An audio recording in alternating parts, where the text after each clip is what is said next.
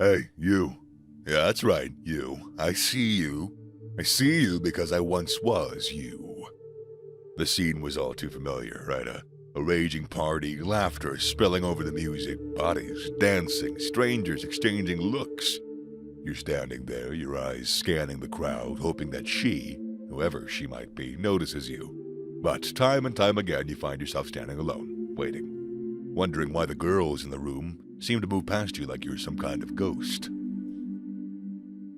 Chapter 1. You're not dancing. Confident, anyways. Alright, let's get into it. The first reason why girls might not be approaching you is a real slap in the face. And it's all about movement. Yeah, that's right, I'm talking about dirty dancing. Or in your case, the lack of it. Think about it, man. You're at a party or a club, the lights are low, music's pumping, people are letting loose on that dance floor. And there you are, standing off to the side, sipping your drink and watching everyone else have a good time. If this sounds familiar, we got a problem. You see, dancing is a language all of its own. It's a way of expressing yourself without saying a word. You're basically letting go of your worries and just enjoying the moment. And when a girl sees a guy who's confident enough to get out there and bust a move, it grabs her attention. Doesn't matter if you're a bad dancer. What matters is that you're willing to get out there and give it a shot. That you are confident enough to have a good time and not worry about what everyone else thinks. That is sexy. Besides, no one else really dances well in a club. They just move around like idiots. So, move around like an idiot too. But do it confidently. That's the real secret. And if you're truly scared of looking a fool, then here's a secret. It's not about the moves, it's just about the rhythm. Sway to the beat, let the music guide you. You don't need to pull off a breakdance routine or a tango. Just move, dance, bust a groove, sway to the beat. But obviously do more than just sway, because that's kind of what we're talking about. The girls appreciate a guy who doesn't take himself too seriously, who can just let go and have a good time. And if you're not afraid to get out there and dance, it shows that, hey, you're confident, you're outgoing, you're fun. Chapter 2. You don't smell nice. Alright, let's move on to the second reason why girls are probably not approaching you. This one's straightforward, but God is it so crucial. You don't smell nice. I know it sounds simple, and I've said it twice now, but it's a real game changer. I'm not kidding. Smelling good makes you memorable. But a bad smell? Ooh, you're also memorable, but for all the wrong reasons. You are on the no-fly list, my friend. Listen, we all sweat, especially when we're busting a move on the dance floor, but that doesn't mean you should smell like you just ran a marathon. Being conscious of your body odor is a basic part of personal hygiene, and it's really essential if you want girls to feel comfortable around you. So, what can you do about it? First things first, regular showers are a must. Use a good quality body wash, and don't skimp on the deodorant and cologne either. These are just the basics. But if you really want to stand out from the crowd, you need to level up, which means investing in good cologne. When you smell good, you feel good. I'm speaking from experience here. One day I decided to invest in a cologne a girlfriend recommended to me. Dior Sauvage, or however the fuck you pronounce it. It looks really fancy. D-I-O-R. It's on the screen right now, whatever.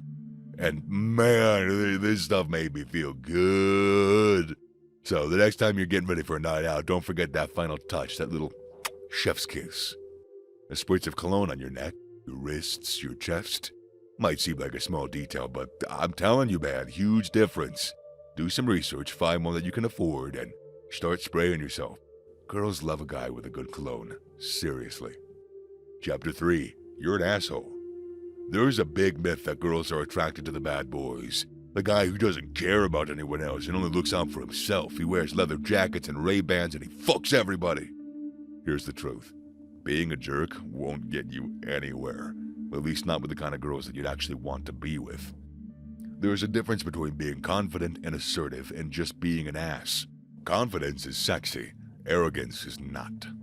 Rudeness might get you noticed, but it's not going to make anyone want to get to know you better. Let's use our imagination again. You're at a party, you see a girl you like, you stride over, confident and a bit cocky even. You make a joke at someone else's expense, thinking it'll make you look cool, but all it does is make her uncomfortable. You see, nobody wants to hang around with someone who puts others down to feel good about themselves. It's not cool, it's not attractive, and it's not going to get you any closer to being sexy and getting the girl. So, what's the solution here? Simple, man. Be nice. Be respectful. Yeah, I know, it sounds almost pathetic. Respectful. But it doesn't necessarily mean what you think. Basically, show that you can hold the conversation without insulting anybody. Be charming, be honest, be funny, and show interest. Now, this doesn't mean you gotta be a pushover. There's a big difference between being kind and being a doormat. Stand up for yourself when necessary, but don't step on others to do it. I know, life's a stupid balancing act. Chapter 4. You're using the wrong body language. Oh man, this one's looked over far too often. Body language is like your silent speech that communicates volumes about you even before you open your mouth. You obviously can tell a lot about people before they speak, and I'm sure you judge others like that too.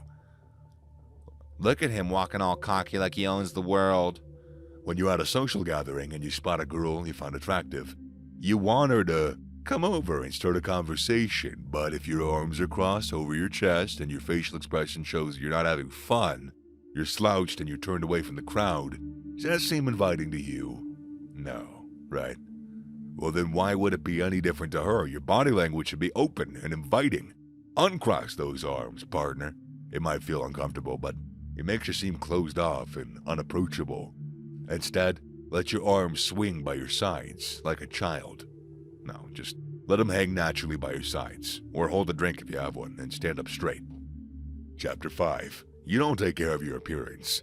This one's in the same smell category as the other one, but let's talk about something that'll probably hurt a little bit, but is completely necessary.